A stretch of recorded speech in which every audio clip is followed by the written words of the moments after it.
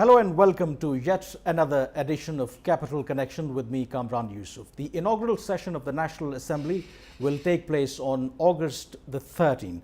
The newly elected members will take oath and then they will elect the Speaker and the Deputy Speaker of the lower house of Parliament. And after that, the members of the National Assembly would vote for their leader of the House. Barring any miracles, Imran Khan shouldn't be having any problem in securing the majority. So it is a matter of days when Imran Khan formally becomes the Prime Minister of Pakistan. He has been voted to power against the backdrop of huge expectations, and his followers say that Imran Khan is the man who can change the destiny of Pakistan. Can he really deliver? Can he live up to all those expectations? To discuss this, I am joined by, in our studios, Mr. Rana Jawad, the senior journalist who is currently a director news of Geo Television.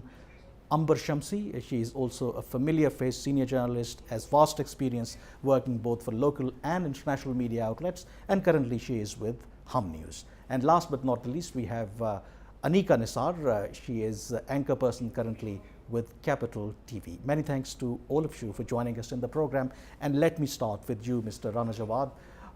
We are getting reports or getting the confirmation that Assad Kassar is going to be the candidate of PTI for the speakership in the National Assembly. Do you think that this is there is any surprise in it, or it was just inevitable?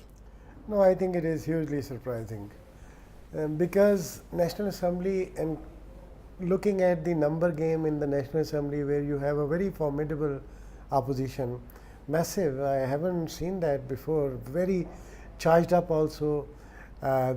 They are coming to the National Assembly with a purpose. I mean, they have made it clear.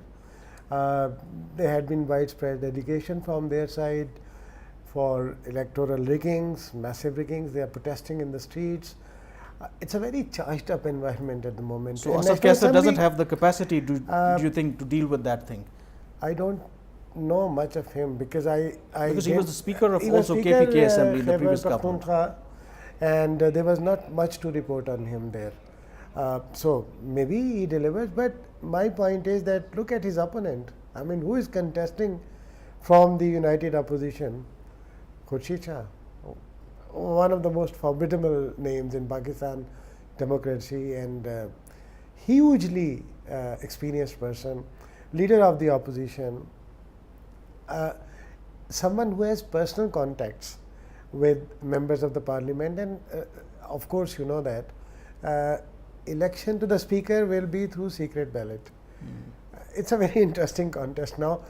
The choice of Assad Kassar, it's not a good choice in your view, considering the kind of opposition that they may face. It will not be fair on my part to say that, but what I am trying to project is that Assad Kassar is very inexperienced, had no credentials as such to run the house. His KP stint was largely unnoticed. He is pitted against someone who is almost an iconic figure in Pakistan, with strong democratic credentials, having spent more than 1 decade in election in general in National Assembly, or maybe more, and very vibrant and very potent face. And the secret ballot. So, I mean, what I'm trying to suggest is that anything can happen. Anything can happen. Amber, do you share that view? Because the kind of opposition that PTI may face, they could have opted for a more experienced person. But then people say that this is Imran Khan, that he always takes such decisions. Well, I mean, if you look at the selection of the candidate for the Chief Minister KP as well, that was a surprise candidate, a dark horse, Imran Khan from Swat. I do partially agree with what Rana Saab is saying. Assad Kassar is somebody who does not have as much experience in the centre, and given the formidable opposition, I mean, the great choice of words there, it is a formidable opposition as well. But then we also have to remember that this is the PTI's moment in power, and Assad Kassar has been loyal. He needs to be rewarded as well. I mean, we were hearing several names before this. One of the names most prominently, and who has a lot of experience in terms of the National Assembly and Parliament, was Shah Mahmood Qureshi. Whether, obviously, these are just rumors, these speculations, told to us through various sources. I cannot confirm whether he was actually being considered because they denied it, the Pakistan Tehreek-e-Insaf. But the point being that Assad Kassar is being rewarded. I think it's interesting to see in this phase where we're seeing that Imran Khan is most likely to be taking oath as Prime Minister very, very soon, the kind of positions in the cabinets that he is going to give. There's been a lot of discussion on Mahmood Khan as well, whether it was because of the various camps within the Pakistan Tehreek-e-Insaf, whether he wanted to bring somebody who from a more remote area. It was also, an area, as you remember that was hit by terrorism as well. So I think all these choices are very interesting and will give us an idea of what this new Pakistan, this Naya Pakistan. Can we say, Anika, that this can also be a compromise choice as well? Because Assad Kassar was also one of those whose name was, being speculated to be the chief minister of KPK.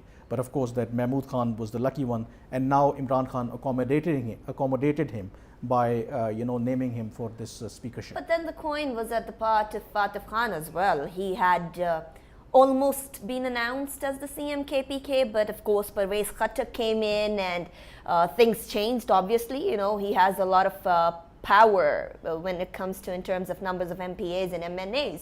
So that had to be done. I don't think that Assad Kassar is a compromised or a speaker that had to be put at place because of certain reasons. I suppose, and I completely agree with Rana Saab when he says that, he's inexperienced. He doesn't have experience. But then again, looking at PTI, how many people do have experience in PTI? How many people, even in the cabinet of PM, would have experience in having a ministry or even being MNAs? There are a lot of people who are new faces. There are a lot of ministers that we would see are quite new. And the names that are circulating and that are being told to me by my sources are quite surprising as well. So I suppose when it comes to PTI and their first tenure as the federal government, we must expect surprises, and we shouldn't be surprised by the surprises as well. So, but this also, Rana Saab, reflects, the mindset of Imran Khan, because obviously the jury is already out that what kind of Prime Minister Imran Khan is going to be. So do you think that this also gives us early indications that what kind of decisions that he is going to make once he becomes the Prime Minister? I think as a Prime Minister, challenges will be difficult and huge and multiple and different also. Choice of the team is important. Speaker is the custodian of the House. Speaker has a lot to do with the conduct of the business of the House.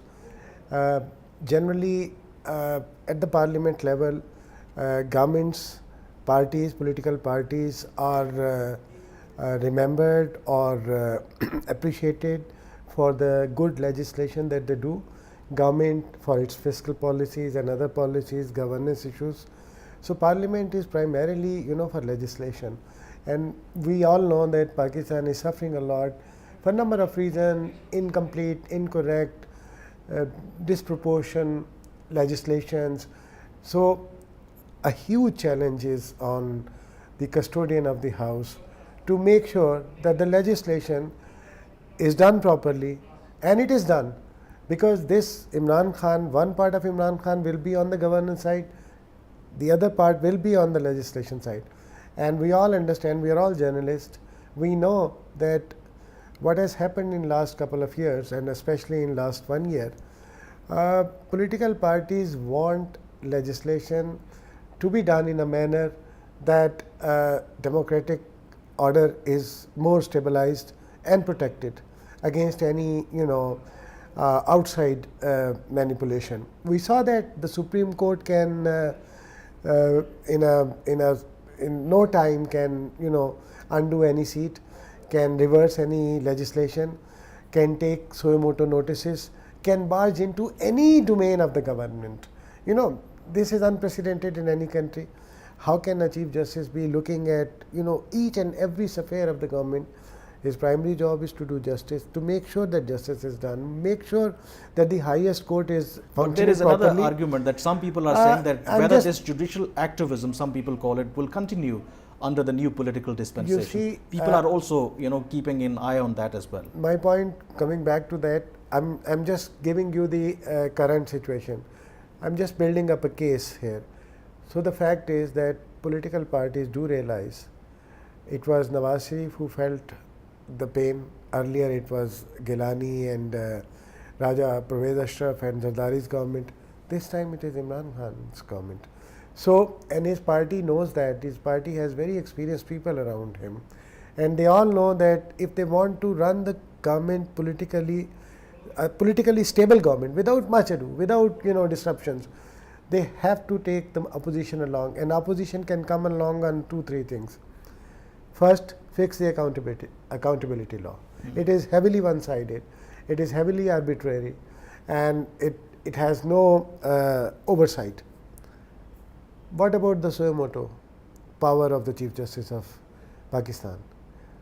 I mean, that suo motu power needs to be reviewed, and then the challenges that we may skip for the time being.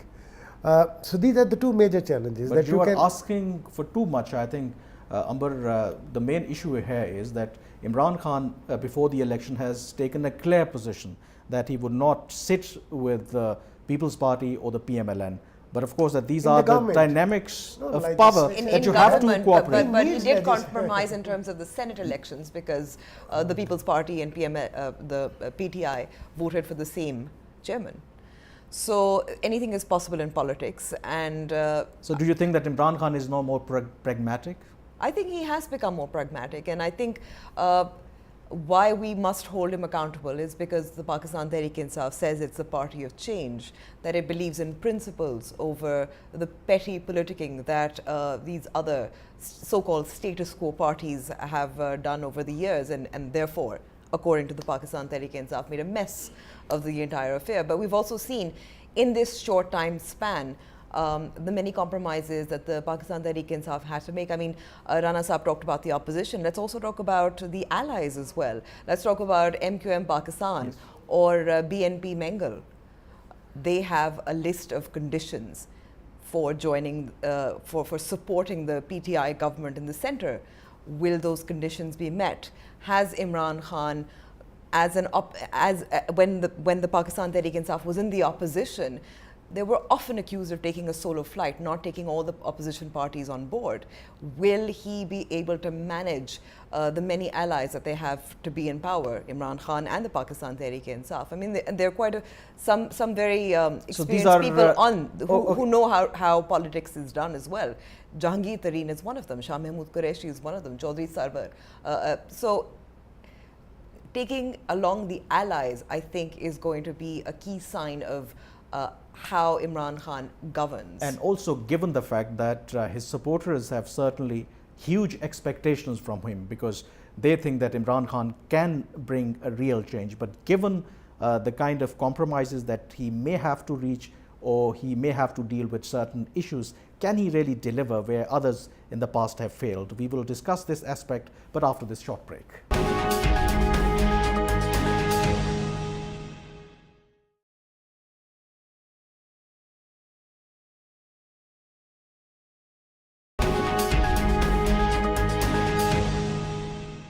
Welcome back. You are watching Capital Connection, and we are discussing that whether Imran Khan can live up to his promises. And before the break, Anika, we were talking about that what kind of challenges that Imran Khan has to deal with in terms of legislation within the parliament, and then also to keep along all the allies because they are from different ideologies, they have different demands as well. So in this situation, do you think that Imran Khan can really deliver? I mean, because he has made certain promises with his supporters and followers. That is the biggest challenge that Imran Khan faces. It's not what team he's bringing in. It's not how he's going to go about things. The basic challenge that Imran Khan faces at this point in time is, will he be able to deliver what he has promised? Because, he has skyrocketed the hopes of the people. And it's not an easy task to fulfill. I mean, it is not easy to come up to the expectations of the people. We are facing a challenge of rupees 12 trillion when Imran Khan takes over, actually and formally, when he takes over the oath. We are facing the challenge of utter social health sector and education sector revamping that would be needed, and Imran Khan has already promised about that as well. When it comes to security and when it comes to foreign policy, there would be big challenges over there as well, because we're at this point in time, we have quite strained relationship with quite a few countries that used to be at better terms with us. That's what I'm saying. Everybody knows the challenges. The question is, can he really deliver? You see, we'll have to wait and watch. But when it comes to legislation, that would be the point, like Rana Saab mentioned a while ago. But over here, they don't have the majority in Senate. They have the majority in National Assembly, like with the lies and all. The challenge would be that when they make a law, they will be able to pass it. But when they make an amendment, they will have to seek Senate's approval for that. And it will be a very challenging and daunting task. There comes the point when they'll actually have to sit with a few opposition parties and decide if they can support. For example, the People's Party, they'll have to sit with the People's Party to seek support in the Senate. They'll have to sit with a few other smaller parties to seek support in the Senate. And if they're unable to do that, then they'll have to wait for 3 long years to actually do something. And here is the catch, Rana Saab, when opposition parties, if they cooperate with PTI, then obviously PTI will have to compromise on certain things. So do you think then... I think she has explained very well, Amber. What compromises are you talking about? I mean the kind of promises that he has made, that he would be different from his would predecessors. He would be different from his predecessors. He would reform Pakistan's political culture. He would bring economic reforms. He would enhance the image or improve the image of Pakistan in the international in the world. I'm sure you're talking about 2013. I mean, 2018 elections, he made it very clear, in order to form the government, he needs to go back to the original scheme of things of Pakistani electoral landscape, and he accepted several dozen electables and other people, and there were large scale protests by his party people also. I mean, that's the thing of the past. No, you are saying that he has already reconciled with the reality that he cannot bring change. I mean, he has to be... Again, what kind of change? What change Pakistan needs? Imran will realize when he is in power. Wait for that. What he has been talking from outside, when he was outside power, that was different. When he comes into power and start asserting his authority as the chief executive of the country, you will see the challenges. No, but why are you so, pessimistic, that he can't change? We are talking about, Anika was mentioning health sector, other sectors. Pakistan issues are much deeper than that. We have much bigger issues than that.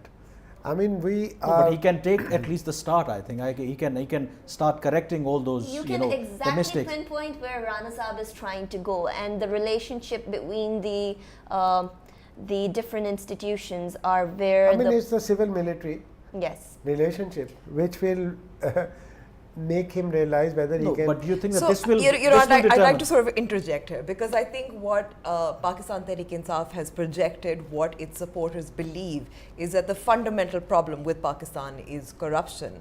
Absolutely. Whereas there's a large percentage of the population that believes that the fundamental problem is not corruption per se, because they give the example of Bangladesh.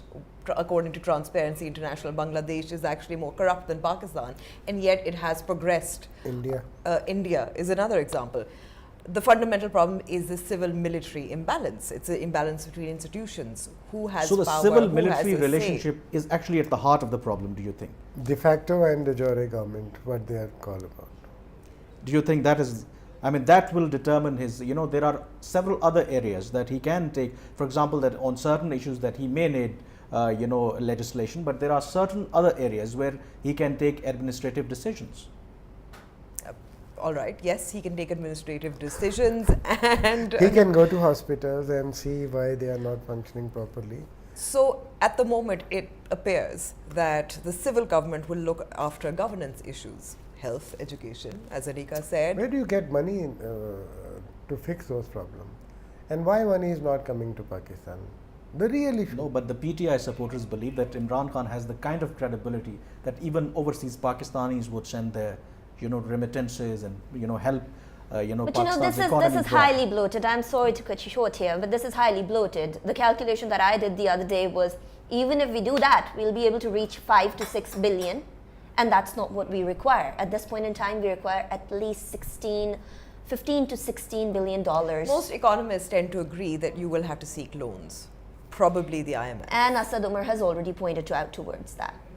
Because IMF would be the only entity that would be able to bail out Pakistan from the economic crisis that we are going through until or unless they bring some economic that revolution. Saudi Arabia, might. The Financial Times actually has reported there was a report that they may also provide some that a kind of- Saudi-backed bank Yeah. is willing to offer a loan, and I believe the loan was to the tune of something like $4 $4 billion. $4 billion.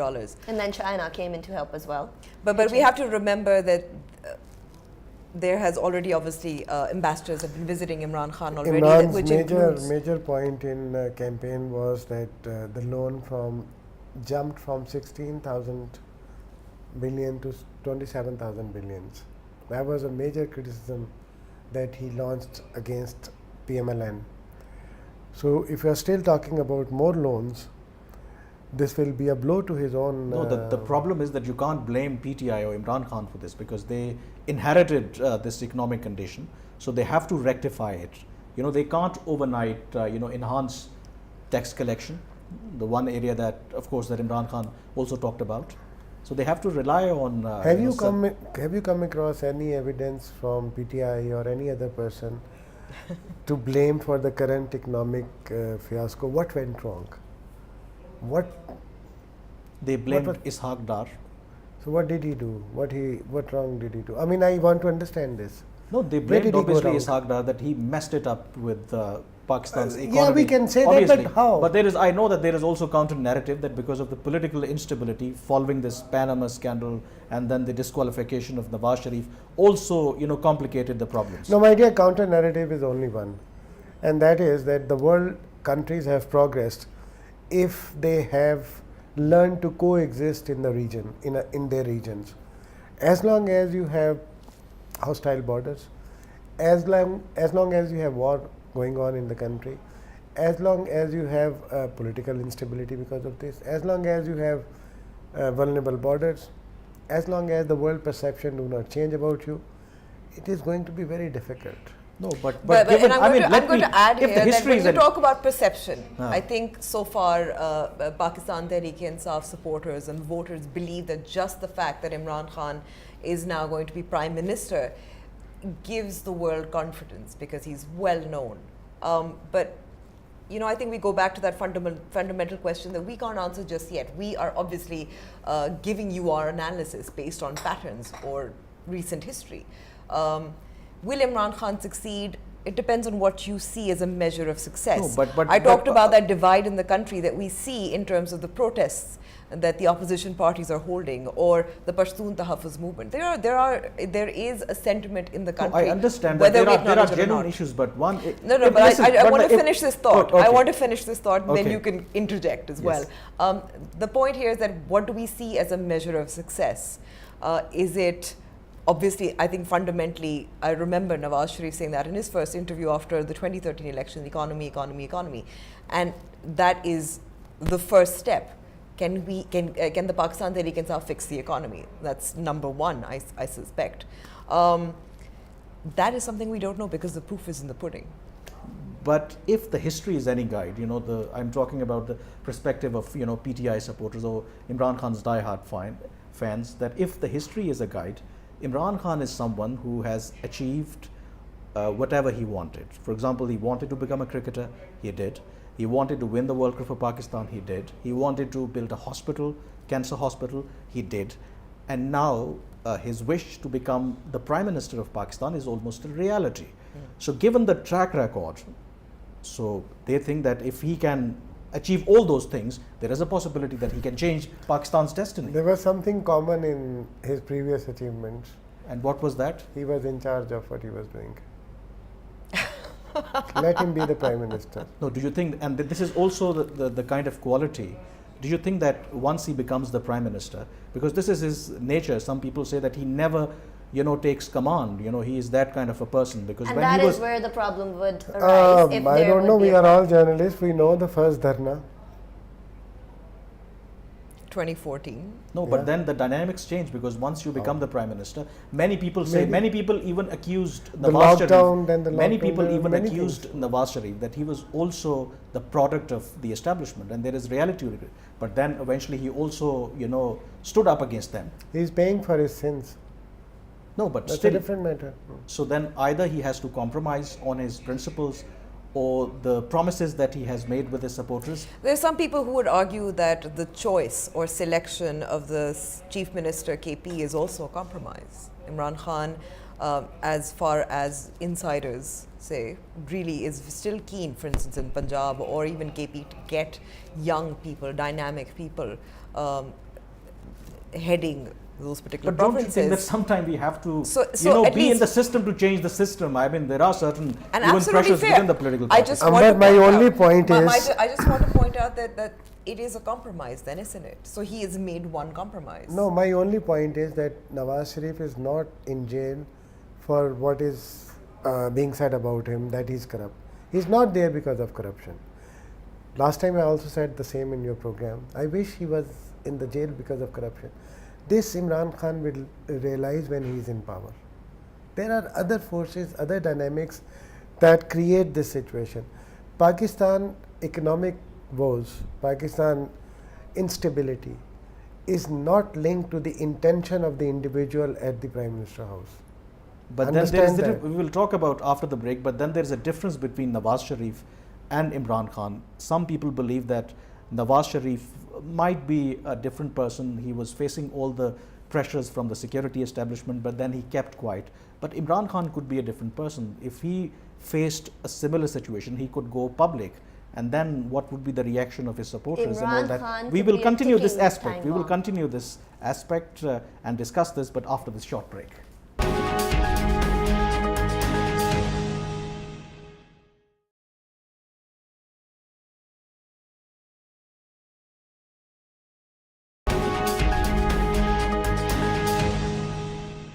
Welcome back. You're watching Capital Connection, and we are discussing that whether Imran Khan can live up to the expectations of the people, the kind of challenges, the kind of problems that Pakistan is facing at the moment. It appears that Imran Khan is facing one opposition, maybe in the parliament and the outside, and one here, because there is consensus. It appears that you are all united that Imran Khan may not be successful. No, I just want to say, I want to say wait and see. I say he's made one compromise at least. Let's see what other compromises he makes. Does he address the fundamental issue? Is he able to address But it? knowing Imran Khan, the kind of person that he is, for example, that Anika, if he faced the same situation as Nawaz Sharif did because he had differences with the security establishment, do you think that Imran Khan would stay quiet? As I was saying before the break, he could be a ticking time bomb. It is not as simple, but it is not that difficult either. You know, we'll definitely have to see what sort of a situation is he put in, and the sort of situation and the sort of reactions. Yes, he's tenacious. Yes, he's enthusiastic. Yes, he's sometimes very dogmatic as well. But does that mean that he would not listen to the powers that be that control a lot of things and that could actually help Imran Khan to achieve what he aims to achieve? That needs to be seen, because after elections, it was expected that Imran Khan would listen to a lot of people that are within the party as well. And he would listen to those people because those people had invested on Imran Khan. But we are seeing a turn of events. We are seeing a lot of things coming out entirely opposing to what we believed in. And there are certain things like the KPK CM that are exactly how we anticipated it to be. So it depends on the situation, and it depends on the state of mind that Khan would be in. His reaction, you know, he's very But unpredictable. aren't we It's as simple as that. prejudging I'm that not- security look, let me- establishment a point of would not clarification. allow him to A work? point of clarification, I am not saying that he won't be successful. What I started off in the beginning was that he will have to take fundamental decisions. He will have to fix the problems in the constitution. He will have to remove the hurdles that undermine that give space for manipulation of democratic order. By the way, why did Nawaz Sharif fell off with the establishment? What were the issues? What did he do that brought him in direct contention with the security establishment or the status quo forces? You see, No, he could have produced the money trail. Some people say the Panama was not the product of security establishment. Again, He could have handled it much. Again, I think you read the judgment and you see that Panama was hardly the reason. It was not based on any empirical evidence or any evidence that the law enforcement produced against him, that this government contract was given to a certain party for which he took that much money and transferred this money. There was nothing of this sort. The very fact that But he bought Imran some. Khan doesn't have that kind of Could I baggage. just No, add he was here not just involved in any one point financial I'd like to matters. Imran- add- think that One this- point I'd like to add, because I know we keep going back to Panama, but I'd like to add that if you remember the petition that Jamaat-e-Islami filed, it was a joint petition. It included all the names on in the Panama Papers, and that included people like Imran Khan and Zulfi Bukhari, whose names are also mentioned in the Panama Papers. So No, And they- obviously, let's not, because Jahangir Khan Tareen is right and left and center. Right after Supreme Court declared him not to be whatever, Sadiq and Amin. Right, he's still there. These are political. My point, I'm talking in a concrete sense, that the challenges that Imran will face, if he doesn't bring himself into contention with what the established principles are, his space to deliver to people will be reduced. That is what Nawaz Sharif realized after 2 years, twice being the Prime Minister. Third time he tried to assert, and look what happened to him. And Imran Khan, and it is not that it's not creating a narrative that there are two forces opposing each other. I think both are sincere to Pakistan. It's only the idea is to help each other understand. How can you do that? Through legislation, by establishing the rule of law. Do you think the 1973 No, constitution? do you think that it is because of establishment things will change? Because our constitution doesn't allow undemocratic forces to have say in political matters. It is, I think we need more than that. We have 62, 63. We have a lot of other things. We have, impunity for many people. I mean, there are serious things to fix. But these are the things that political parties can, work on it. Article 62, 63, and even You have to then- look at the democratic order of the world, where oversight is important. Oversight by whom? By the people, elected by the people. And that is the connection between the people and the state functionaries. No, but here it is different. No, here, Amber, the perception is that our political class is not that capable to deal with these issues. We understand that we Who keep told going you back, that? keep going back to who the issues. decides? Listen, keep going back to the issues of differences between Nawaz Sharif and the security establishment. And the primary difference was, of course, that Nawaz Sharif wanted to pursue peaceful neighborhood policy, wanted to pursue dialogue with India, and security establishment had certain ideas. But some people say that it's not He just framed rhetoric. charges against General It's not Musharraf. that just That was rhetoric that can change. If Nawaz Sharif really wanted peaceful neighborhood, does the PMLN have any vision to really pursue that policy? Security establishment, on the other hand, can we they do their rewind? homework. They do their homework.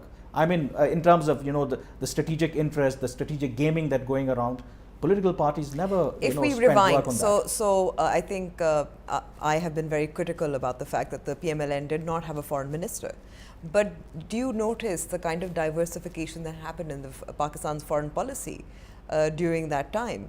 Obviously, CPEC is one of them, ties with Russia, which we see intensifying now in terms of military support as well. So it's not as if nothing happened. If you remember, Afghanistan started off very warmly and positively. If you remember India, for which Nawaz Sharif was called Modi ka yaar. So it isn't as if things didn't begin on a positive note, as we see with Imran Khan as well. The phone calls he's receiving, the ambassadors he's receiving, the victory speech that he No, gave. the question in is, which does he's- Imran Khan has a in plan which- now to back up all those things? Because he also somehow saying the same thing that Nawaz Sharif was saying. He also wants a peaceful neighborhood, relations with India. I see no improved relations difference with India. between what Imran Khan said in his victory speech and what happened in the PMLN government first 2 years. Then the issue of credibility also, that the perception about Imran Khan is that he is a true statesman, he is a nationalist, he cannot compromise on Pakistan's interest. Even when he received call from Indian Prime Minister Narendra Modi, some people even mocked him and reminded him that how you used to target Nawaz Sharif, and now you were receiving call from Indian Prime Minister Modi and you didn't talk about Kashmir. But his supporters say that look, that Imran doesn't have any interest outside Pakistan. He doesn't have even business interests in India, so he can't compromise on national interests. Do you think this perception also matters? Politics is largely dependent on perceptions, and yes, I think perception does matter, and I personally feel that the steps that he would be taking, no matter how similar they are to Nawaz Sharif, they would be seen in a different light by those who support him. But by those, but how long? That is also a question. That is exactly where I'm coming. But by those who do not support them, they would be raising the exact same slogans that the PTI people used to raise about Nawaz Sharif. So it is very difficult at this point in time to say how long Imran Khan would be able to sustain that. But by this, we can definitely take out the result that the politicians need to understand that the dirty politics has to stop, the blame game has to stop. No matter what, and no matter how opposing you are to the other party, if some person, no matter how much you hate that person personally or party-wise or policy-wise, you need to stand by the politician when that politician is taking a step forward when it comes to foreign policy, when it comes to economic policy, and that is exactly the essential point that our politicians miss. And I think there appears to be bipartisan consensus when it comes to moving away from security-centric state and having good relations with all neighbors, including India, Afghanistan, and Iran. The question is that whether we can have this consensus translated into some kind of tangible thing. We will continue our discussion, but we have to go for a break here, so stay with us.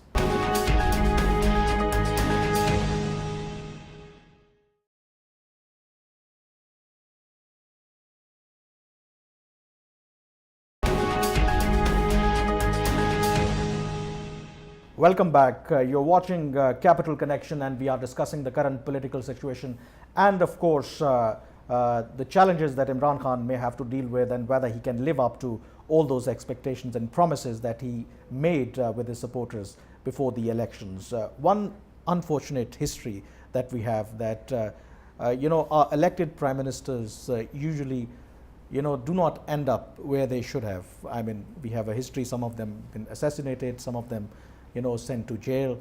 Do you think that Imran Khan could be different? Again, we will have to examine what were the issues that sent those elected prime minister either to jail or to gallows or shot dead or killed in the streets. What issues they were raising, and will Imran raise the same issues?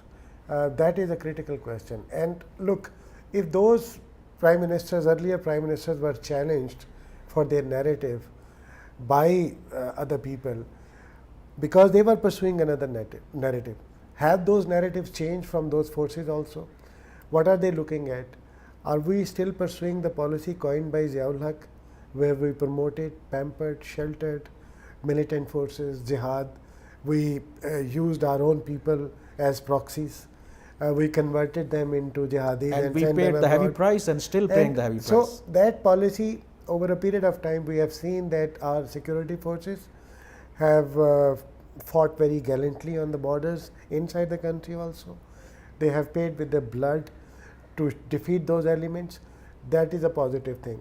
If that trend is continuing and Imran is at the helm of affairs and the conflict is reduced about our external policies and internal policies, Kamran, our biggest issue is that we have two narratives, one for the domestic audience, another for the outside world. I wish we can reconcile them. I wish we can have one narrative, and then we can progress. Then the prime minister will not be assassinated, will not be sent to gallows, will not be jailed, will not be defamed. But you haven't given your judgment that whether his fate would be different than his predecessors? To my mind, Pakistan is changing. I see a ray of hope here. The original conflict that literally affected Pakistan in past 30-40 years is changing in the sense that our two stakeholders, Pakistan military establishment and the political side, is coming on the same page. understanding that if Pakistan has to progress, Pakistan has to be a pluralist society. Pakistan has to be a modern, Islamic welfare modern state, what Imran is saying. And Pakistan has to fight with all those elements within its territory who are posing a threat outside. I mean, this is fundamental. And if that reconciliation takes place, I can see a lot of good coming. Do you also see that silver lining, Amber? I will say one thing, that it does, if, and it seems to be clear that it is true, that the two stakeholders are on the same page. Your civilian government to be, at the moment it's a government to be, and the military establishment. I think that would be a good thing. And we must also bear in mind that our creditors, for instance, China is also keen for us to stamp out certain proxies that have been used in the past as well, which anyway, that's a separate subject. I don't want to go into it, but the point being that it has to be these two stakeholders. It has to be our creditors who have to be satisfied as well. It is also about our international image. I mean, I think one of the things that has always been the problem, and the Foreign Office, be it the Foreign Office or foreign ministers, they keep saying that, well, the reason that we cannot sell a positive image to Pakistan is because of this disconnect that My Rana Sahib original was talking question about. was, what about the future of Imran Khan? Do you think that after the end of 5 years, or whenever his term comes to an end, would he still be remembered as hero? It would have been easy for us to predict if he had invited Modi to his inauguration. No, we are confused. I So- believe so you reserve your Indian judgment? cricketers were invited. Soft image. Soft image is always good. I mean, you're asking me to make predictions I can't, and really depends on No, what but Imran based on does. our history, I mean, sometimes it is Look, not the that longest, difficult. you know who the longest serving prime minister was? You are provoking Yusuf now. Raza Gilani. Yusuf Raza Gilani. Gilani. He was the longest serving prime minister, actually. So you reserve your judgment. Anika, you doing the same, or do you think that I even once, he steps down as prime minister after 5 years, we hope that he completes his term, do you think that he would still be remembered as Pakistan's national hero? You see, this is a very interesting question because it all depends on the way he takes forward the government. He has been reiterating in every place, in every jalsa or in every gathering that, I went for the cricketing, I did that. I've been there, done that sort of thing. I went for Shaukat Khanam, I did that, I succeeded.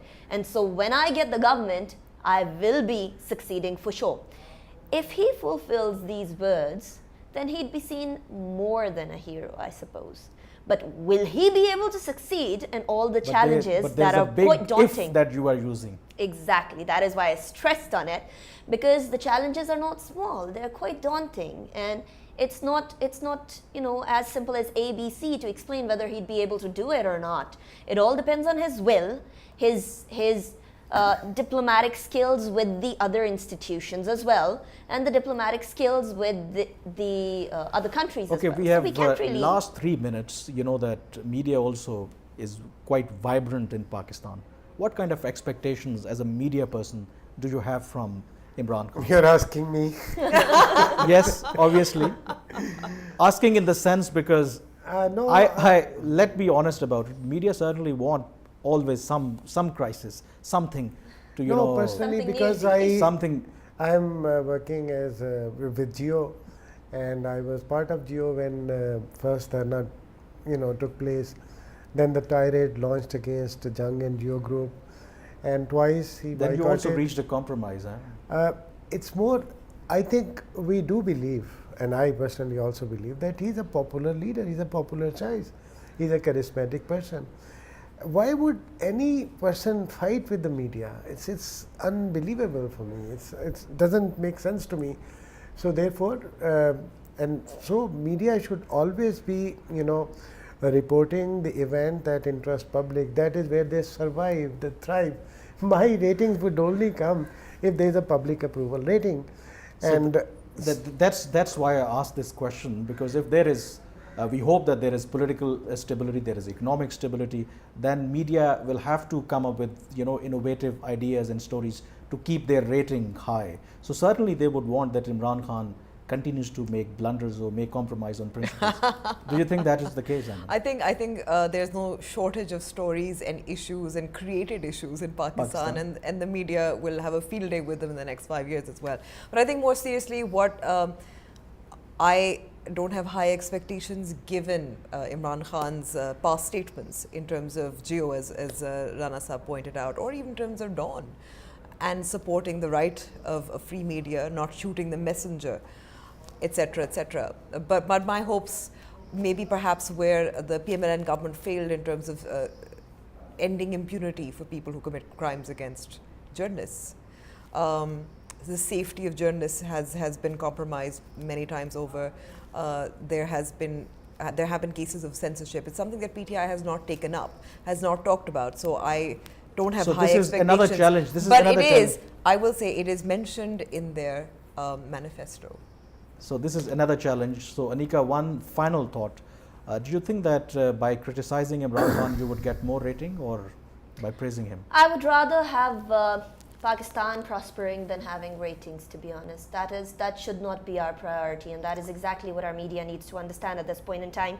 Pakistan But that is your comes first. perspective. I am talking about the entire anchor community. You see, we can safely assume that each person would want somehow the other crisis, and this criticism could be translated into something positive, some food for thought for the PTI to work upon. If we are showing something negative being happening, it shouldn't be taken as criticism, it should be taken as an opportunity to improve. A big confusion in Pakistan is who is media. Okay, I think we have to. I think we leave it to the judgment of the viewers. The thought-provoking, the comment that you made. We have to conclude our discussion.